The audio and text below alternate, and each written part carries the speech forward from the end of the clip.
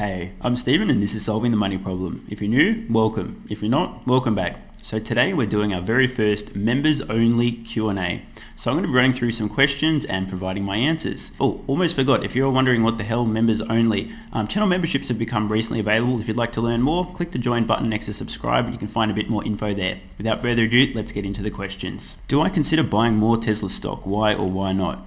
Well, at the moment I have enough. I had a plan, I had a certain number of shares that I wanted to accumulate, which I did. However, since then, Tesla stock did dip recently and I just couldn't resist. After it sort of shed like 50, 60 odd percent, it was just too absurd of an opportunity not to buy more. So I actually drew into some of my equity reserves, my cash buffers. I'd sort of taken equity out of real estate and parked it there for a big opportunity or emergency, etc. So I dipped into that to buy a little bit more, but I have enough now. But that being said, if I look into the investment landscape and don't see any other vehicles, that can produce a similar return, get to the same sort of destination in the same time frame with the same risk, I may in the future acquire more, but I've got enough now. Short term, is there a price where you would see Tesla overvalued and sell? Or you consider this as gambling, and regardless of actual price, you plan to keep it until the fundamentals are not as good as they are today, growth part is over. Effectively, I wouldn't sell at any point if I thought that in the future, in a multi-decade time frame, the stock would be worth even more. I know that I potentially could miss out on certain opportunity there, but I don't want to introduce additional risk when I could just buy and just hold and that's fine, right? Like if the stock was $2,000 tomorrow, I wouldn't be a seller, because I feel that it's going to eventually be worth more than $2,000. So it doesn't matter how quickly that happened. If I get a little bit of that growth sort of jam-packed in early, I'm not going to be trying to be super smart and go, oh, sell it now and then buy it. No. I could potentially make a lot more of a return, but I just don't want to introduce that extra risk.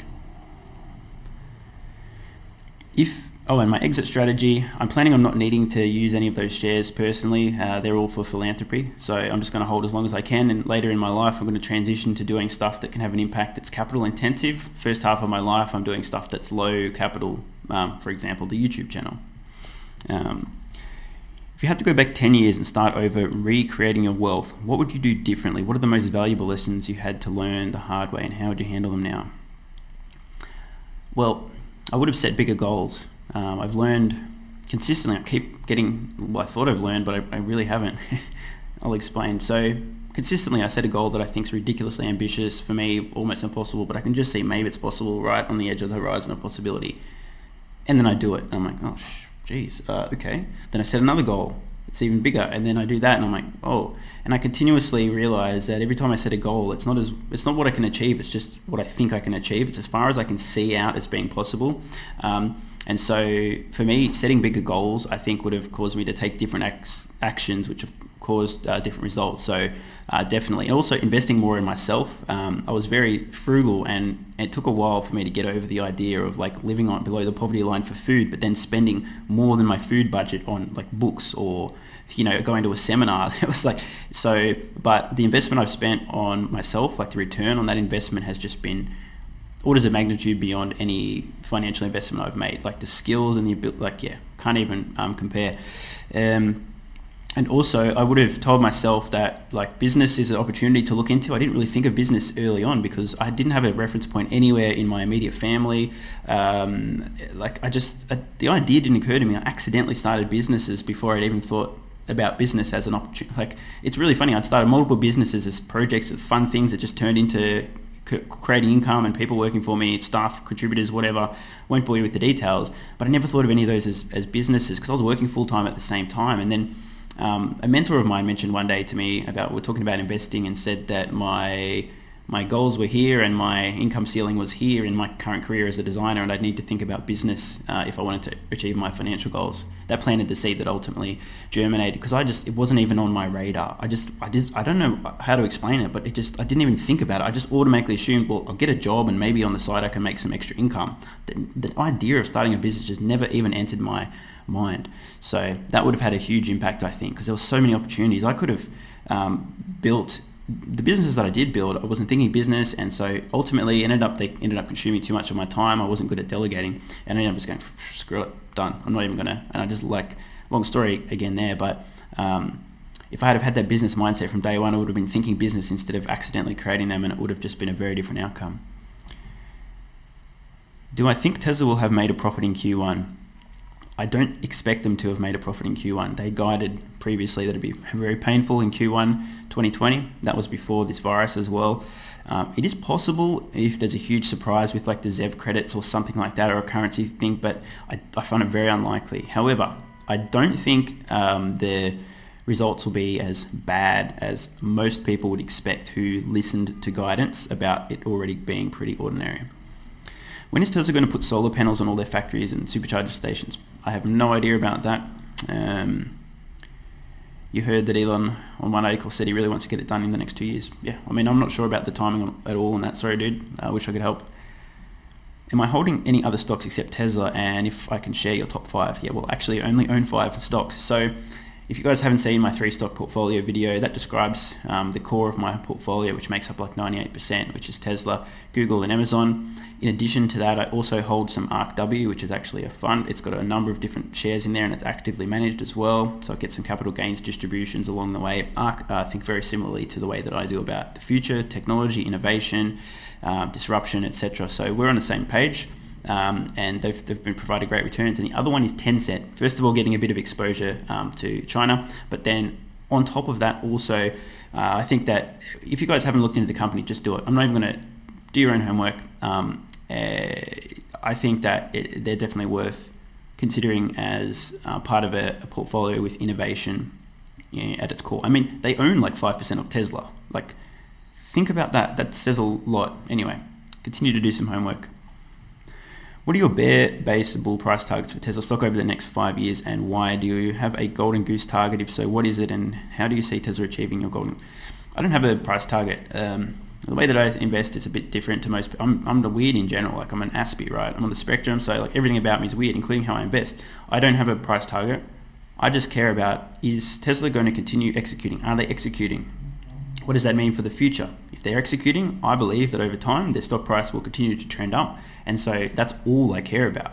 I'm holding it if I think that's the future, and if I don't, if I think there's going to be a loss in value or an inability to continue to scale or improve margins or revenues or whatever it is, then I'll reconsider. But yeah, price target is just not something that even enters my mind. I just don't think like that.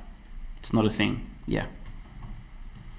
You once stated that earnings day usually creates volatility, so based on current worldwide sales for the first quarter of 2020 and C19's impact, might you have an opinion on which way the stock will go on the 29th? I have no idea. It's unpredictable anyway.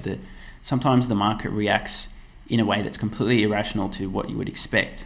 So I can't predict, because the people that are that are causing markets to move, I can't predict other people's thinking. So I have no idea.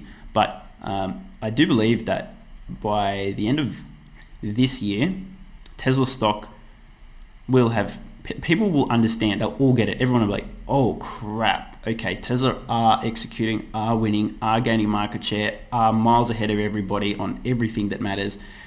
It's actually irrefutable. I can't even, there's still people that don't think Tesla can concede, legitimately don't think that. I mean, and then there's a lot of people that are, oil shills and stuff like that. So you hear a lot of people that are sort of saying negative things about Tesla that probably don't actually believe it. They just they're incentivized for certain reasons to do so.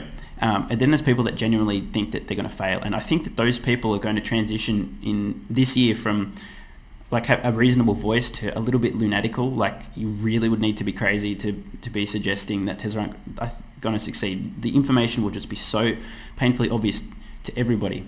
People, notice stuff sooner than others, but it's just going to be, you can't argue with it by the end of this year. So I think that regardless of what happens from quarter to quarter, the overall trend, the picture that we're going to see now painted throughout the year is a company gaining massive market share while everyone else is completely screwed. So I think that longer term, it'll become pretty clear, and I think that will impact the stock price, because once people are all on the same page, then I think there's going to be a little bit more predictability about how the stock reacts after it reports results. But at the moment, like, people still don't understand Tesla. Like, analysts aren't talking about these ZEV credits. I just made a video about that. So anyway, they're my thoughts. You once stated that earnings... Oh, I just read that. Gosh, it's 4:20 p.m. Excuse me, guys. Hey, Stephen, are there any books, thinkers, forums, or schools of thought you'd like to give a shout? What resources have given you your most moments of insight? I could rattle off a few names of people that in one way or another have had an impact on me. Tony Robbins, Jim Rohn, Carl Sagan, Richard Feynman, Sam Harris. Very influential in my thinking, my perspective, my personal development, growth in different areas. I could name a lot more, but those 5 or 6 guys have had just a hugely profound impact on who I am and how I think, how I see things. What are your 3 favorite books? I can't name 3, but probably not. How about not favorite, but books that had a tangible, actual impact on me, like in terms of tools that were effective for use. Personal Power 2 by Tony Robbins, that completely just changed everything about me in a positive way. Personality Plus by Florence Lidauer. It's incredible, just such deep and profound insights into different personality types and how understanding that stuff about you and other people allows you to interact and communicate so much more effectively with people in every area of life.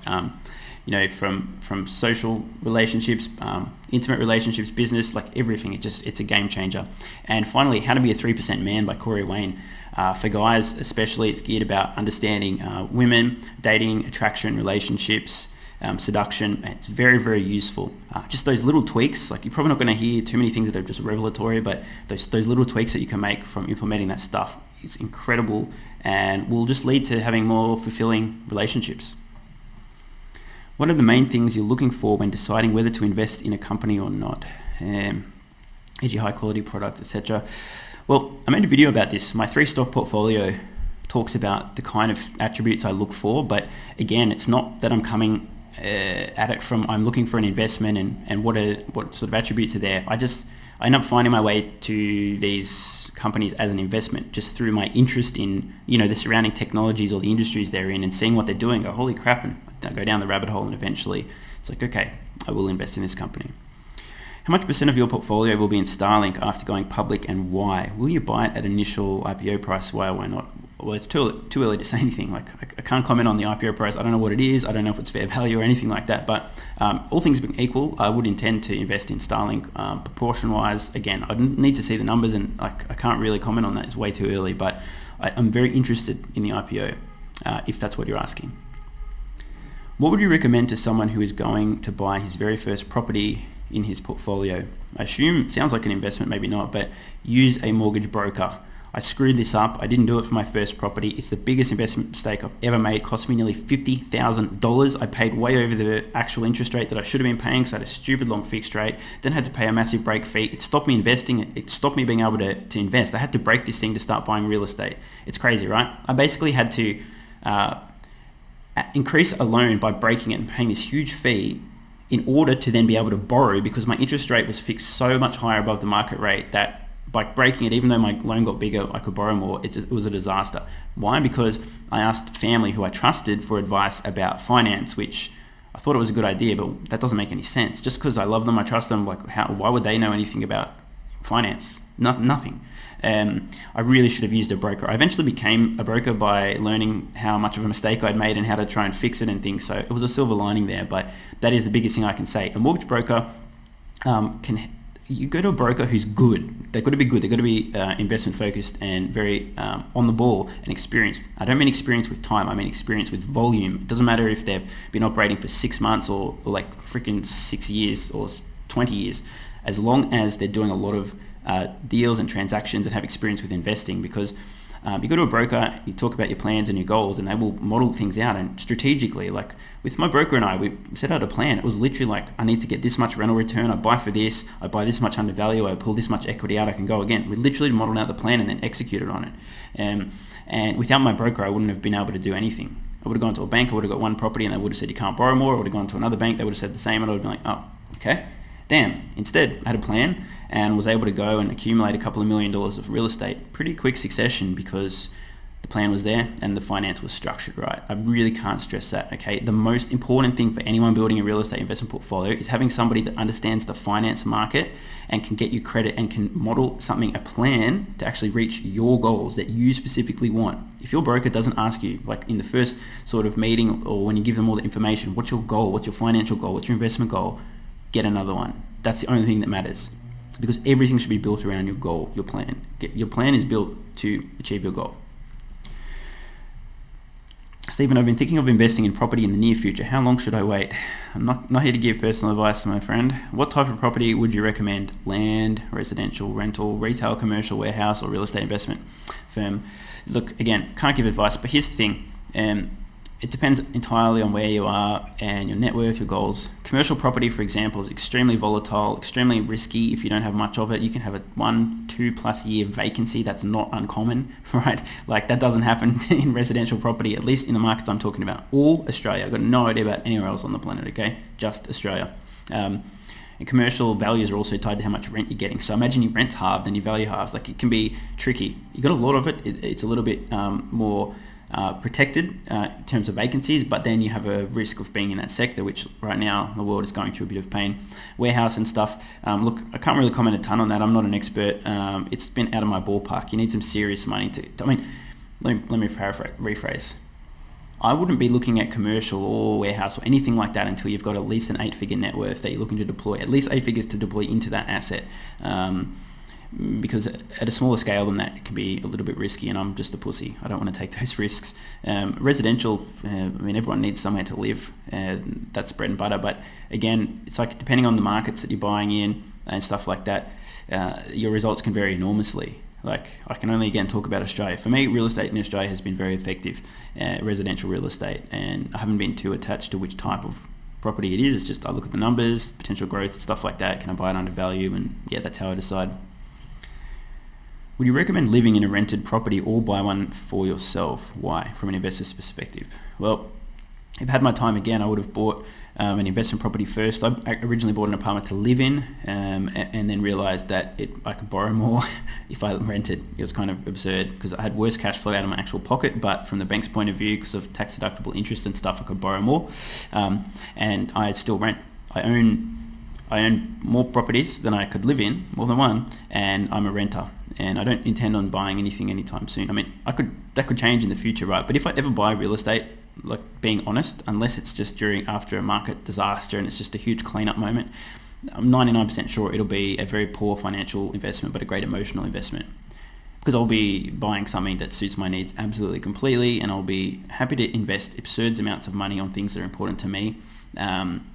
And not really care. So it'll be a disaster from an investment point of view, whatever I end up eventually buying if I do to live in, guaranteed. But that won't be the point. But I'm fine with renting. What effect do you see COVID-19 having on the real estate market? This is going to be very dependent. Again, I can only talk about Australia, so I'll tell you all about Australia. So, tenants who don't pay rent because they've lost a job or have financial difficulty as a result of this in Australia now for 6 months, if they fall behind on rent for 6 months, are not able to be evicted. You literally can't, as a landlord, cannot evict a tenant for 6 months if they stop paying rent now, if they provide evidence that they're experiencing financial hardship. Even though they're contracted to pay you rent, they're in a contract, a financial agreement, you can't do anything if they don't pay. However, it does become accrued, like you owe it, but there's going to be a lot of people that won't end up ever repay that. However, the government has also told banks that and the banks have done this now, is banks are allowing people to put their mortgage on a holiday for up to 6 months if they can demonstrate there'll be financial stress. So your tenants don't pay for 6 months, you're in trouble, you ask your bank, I want a mortgage holiday, a loan holiday for 6 months, you get it, you don't have to pay interest for 6 months. And the banks aren't allowed to do anything about it. They've been forced by the government. And then the government's also looking at providing some sort of income and rental assistance. They're already providing income assistance to tons of people. So effectively what's happening right now in Australia is that there's a ton of money being pumped in. You can't go bankrupt. You can't have your house taken off you. You can't get kicked out of your house. Like, it's just a free lunch for everybody. It's ridiculous. Eventually this is going to cause a little bit of pressure on property prices. This will be a whole other thing to talk about maybe in the future. But long term in Australia, again, just talking about Australia, I believe that property prices are going to inflate quite strongly because people have bailed out of shares after they've fallen off a cliff. Banks are going to make it's going to be very easy to borrow credit. They're reducing a lot of the borrowing limitations because they need money to flow through the economy. Otherwise, everything's going to collapse. So they're printing money. That's going to cause a lot of inflation eventually, and people are going to move money into property. I personally believe that there's going to be strong growth in Australian real estate around capital cities, at least on the East Coast, over the next, I don't know exactly when it starts and stops, but sometime the next 5-6 years or so in that window, there'll be some strong growth caused by initially relaxed serviceability requirements. Interest rates have come down, which means you can borrow more as well. And then also the banks are just easing borrowing restrictions. So it's a double whammy. And because rates are so low as well, rates now in Australia are 0.25% at the Reserve Bank, like the equivalent of the central bank. So if rates go up to 0.5%, which is a normal increase, an incremental 0.25 is the usual way they go up or down, they double.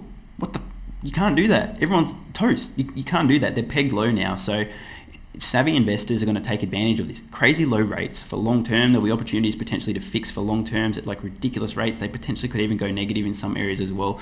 It's really, really crazy what's happening. Ease of getting credit for a short period of time as well, and tons of inflation. I'm very happy to own quite a few properties, and will have my debt eroded away, I think, pretty strongly in the next few years. But again, it's just Australia related comments. No idea about anywhere else. Besides researching Tesla for your videos here, what are a few things you do on a daily or otherwise regular basis to keep yourself moving in a positive direction? Well, the main thing is just to have a purpose, a mission, right? At least for a guy, that's super important. I can't really speak for women, but for me, I know like when I'm on my mission, on my purpose, I'm unstoppable. I feel good about myself. I'm just, everything's fine. Like it feels right. Okay. But having a lack of clarity about purpose and mission, no good. But some of the things that I do on a daily basis besides that are quite important is I take cold showers every day, more than once, and I also kind of exhale and then hold my breath. So there's a few benefits from that. Check out Wim Hof. Also psychologically, being like, it's good to test yourself as a guy, I think, too. Just see what you're made of. I know it sounds a bit funny, but like even just facing up to a cold shower every morning and not being a bitch about it can really help, because it reinforces to you, like, you can do things that aren't comfortable. So it really changes your psychology. Every time you're in a nice cozy warm shower and then you just go for that tap knowing what's coming and you do it, it's like a really nice little feedback loop, at least for me.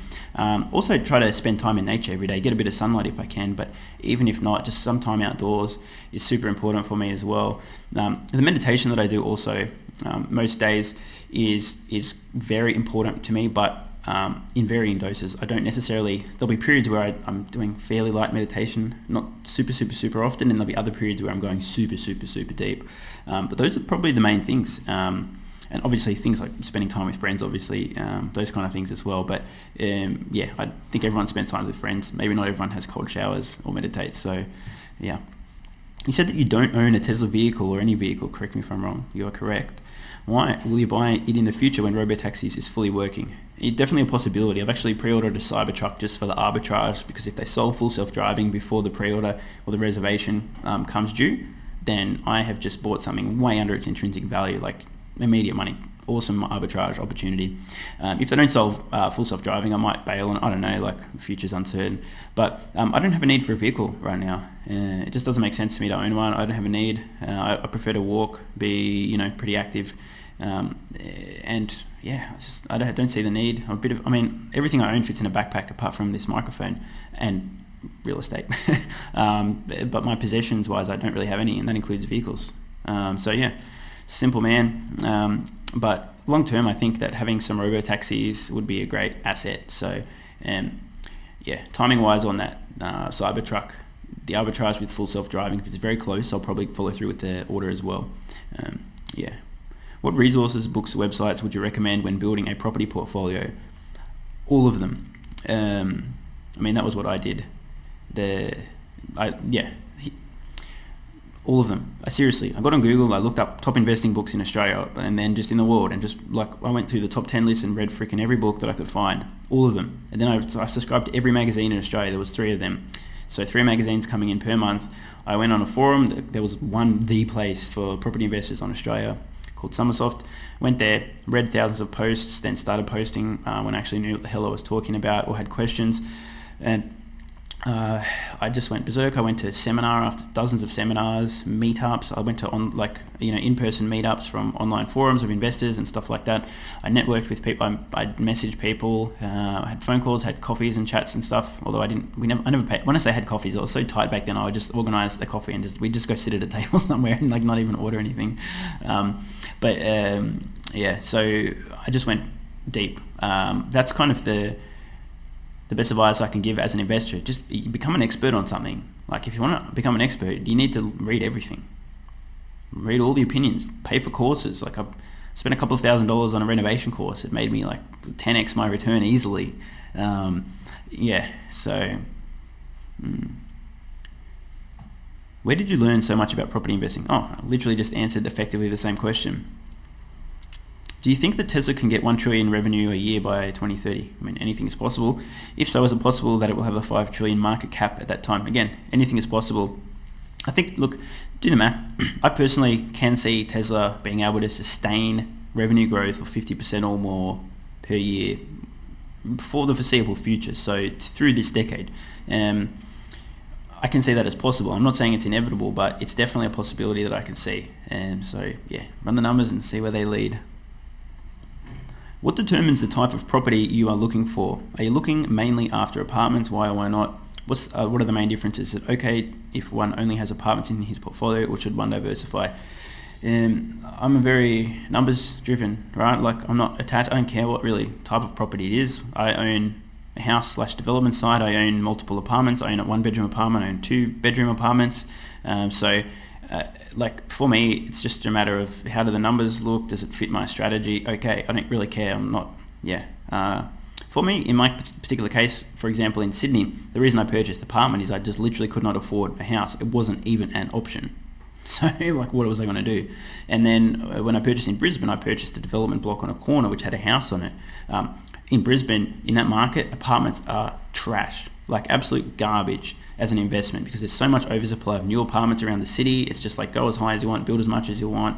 That's going to last for a long time. The development is highly encouraged there. So there's a huge, basically annual oversupply of apartments / townhouses in certain areas there. So very trash investment. But if you're the one building them and you build the right kind of thing for the right market in the right time, you can absolutely clean up in terms of a return. So I've bought that site for future development, but for right now, the house actually cash flows really well. It's amazing. It's about almost a 6% rent return from day one on a house that's a development site is unheard of. Normally, you'd maybe be lucky on a development site with a house, maybe 2-3%. If you're really lucky, 3.5%. So the cash flow on that was pretty good too. But yeah, just really depends on your numbers and your situation and your strategy. Don't go, I'm only going to invest in this type of thing just arbitrarily because you decide it. Have rules about what assets are acceptable, but yeah, don't rule out a particular thing just for a silly reason, right? If the numbers make sense, be open to anything. How was your experience with vipassana meditation? Transformative, extremely profound impact on who I am, how I see the world. I've been on retreat for 10 days where you're meditating basically 14 hours a day with very minimal breaks. No eye contact, no books, nothing, no phone, no internet, no communication, no talking. It's just you're there with other people, but you're really in your own world. I think the most profound benefit I got initially is when I began meditating. I was going through like a really rough time at my workplace. I won't name names actually. I don't want to throw people on a bus, but there was more than one individual in my workplace who was just a shitty person, just like a bad human being. Facts. And so while I was trying to figure some things out on what are my next steps, how do I get out of this situation, blah, blah, blah, which is basically start a business, my decision was basically stay there until I can't borrow more money for property, then quit and start a business, which is what I did.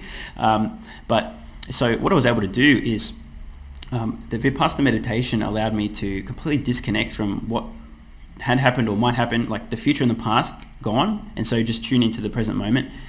That was cool, but a side effect of that was actually discovering how much what's actually there in the present moment. Initially, it's like cool, I'll not be stressed about this or anything, but then I got to this deeper place, and just when you go deep enough with the practice of meditation, at least in my personal experience, and I mean deep, like hours and hours, like hundreds of hours of practice at least, just to get to this sort of scratching the surface.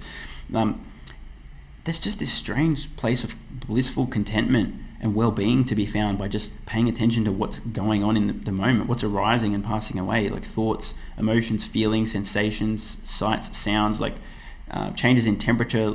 It's just incredible to find the richness of experience that is available in any moment. And I realized, I began to say after my practice had got to a certain point to people, and I truly mean it, and I still do today, you could like lock me in solitary confinement for the rest of my life, and I would be okay with that. Now, I'm not volunteering for the experience, okay, but I understand that there's a place of contentment, fulfillment, well-being that is available, just a baseline. You need nothing else external. As long as you're conscious, you can experience this.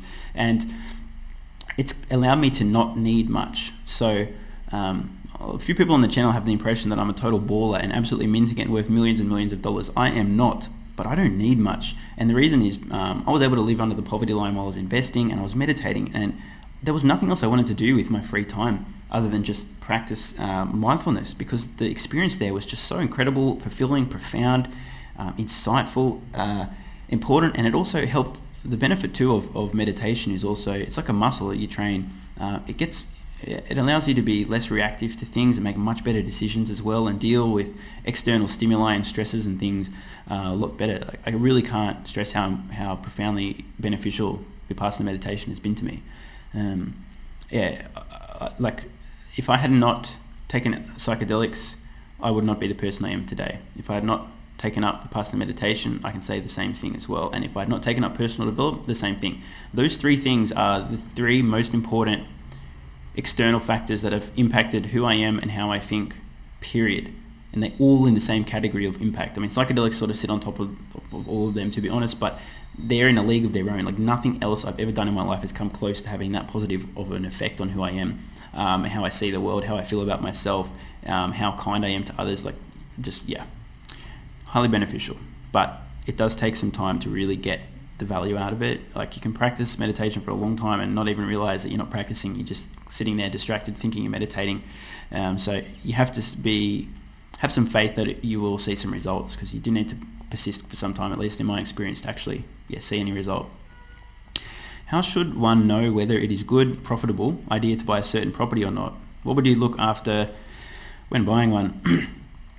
What I look for is buying undervalue. You need to get intimately familiar with the market. There's no ways around that unless you pay someone to find it for you, and they're good at what they do. You just got to go to lots of inspections, look at lots of results, just get really familiar with it. Buy undervalue. Buy in an area that's poised for growth. Look for signs of gentrification. Look for statistics and data on income growth, population growth, how many houses are constructed versus how's the population growing, is there an imbalance, blah, blah, blah, blah. Lots of other factors, but you really need to have that upside for growth. So you buy undervalue, you already make money on day one, then you've got upside for growth as well. The final one is then being able to add value. Like, buying something new, unless under extraordinarily strange circumstances, makes no sense, because you can't improve its value. It's like investing, like, you make money by solving problems. Here's a problem. There's a block of land with nothing on it. That's a problem. Somebody can make money by coming along and turning that block of land into a house for somebody. Somebody can solve multiple problems by coming along and turning that block of land into multiple houses for multiple people. They solve that problem, they make some money along the way. And so if you can buy a property that you can add value to, solve a problem by making it newer, making it nicer, improving it inside, you will make money in that process, unless you're a moron and totally screw up your renovation or a first timer. Like, yeah, I'm not trolling you if you don't make money on your first reno, but it's pretty hard to screw up if you know what you're doing. You do your research. I paid for a course on renovation, so I would recommend doing the same. Learn what you need to do. But those three things, it's pretty hard to go wrong. All three things can work in your favor. So it really needs to be a disaster for something to go wrong from that if you do all of those things. What is my opinion on cryptocurrency? I have owned some in the past. This was back in the Wild West days, like more than half a decade ago. So I was liberated of those coins, not by my own choice, unfortunately, but I knew that was a risk that came along with the process. I will say that at that point, I had, through my account, I tallied up a while ago, more than 150 Bitcoins had been in my possession at one point in time or another. And by the way, if anyone's curious, I didn't use them for any purchases on the dark web. I know some people will make the joke, but I actually was interested in those just as a new asset with a small exposure with a potential for some serious upside. Unfortunately, yes, those coins were no longer mine well before that upside occurred, so I missed the boat. But cryptocurrency, I'm not like crazy about cryptos. I don't know which will land on top. I think the whole sort of blockchain technology is pretty awesome, disruptive, transformative, and digital currency is where we are going in the future. But like in terms of an investment point of view, I don't personally own any. I have no problem with people having a small exposure to cryptocurrency, but I think for me still, I'm too risk averse to accept that as an investment for me of any meaningful amount at this point in time. I've been waiting to invest in battery day tech. What do you think it will cost to get in, and how will it be structured? Oh, good question. I haven't thought about this. I'm not sure there'll be an opportunity to really invest in the technology from Battery Invest today. It's possible, I mean, unless you're a company and Tesla does license their battery tech or something along those lines, maybe a possibility. But I don't know. I think maybe what you're getting at is, are there some secondary companies or suppliers or part of the supply chain that you can invest in as a result of that? Maybe. But yeah, probably it's a pretty interesting question though. And speaking of, I think that's the last of them. So thanks for tuning in, guys. I'm Stephen Mark Ryan. This is Solving the Money Problem, and I love you all. P.S. If you're still watching, you're awesome. This channel has kind of blown up since it launched, and I'm working on making the best possible content for you guys, but it takes time. Consider supporting the channel at patreon.com/solvingthemoneyproblem so I can continue creating content for you guys. There's a link in the description. And you can now also become a member of the channel to get some exclusive perks. To learn more, click the join button next to subscribe. Either way, the best form of support is you being here and watching, so thanks again.